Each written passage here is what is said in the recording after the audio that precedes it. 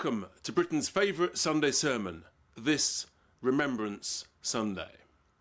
A weekend when we remember and commemorate the sacrifice and courage of millions who gave their lives in order to defend and protect and ensure that we could live our lives free in a democracy without fear. They had the courage to stand up to bullies, thugs and oppressors. They had the courage to stand up to the jackboot of antisemitism. That's what courage is all about. I've absolutely no doubt that former Prime Ministers Churchill, Thatcher, Blair would have had the courage to ban these hate-filled, anti-Semitic, violence-inciting marches.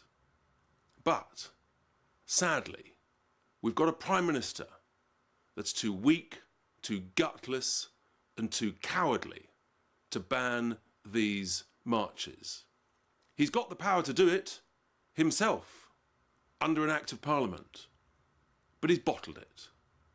Likewise, the boss of the Met Police, Sir Mark Rowley, he's also weak, gutless and cowardly.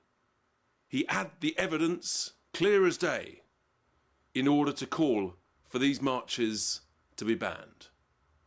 But he bottled it. They lack the courage to call it out. They're more afraid of the forces of Islamic extremism than of preventing anti-Semitism. What happens when you get a vacuum of leadership is that chaos reigns. The majority of the British people, they want these marches stopped and banned.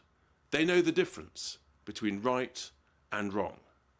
This is a serious wake-up call for all of us.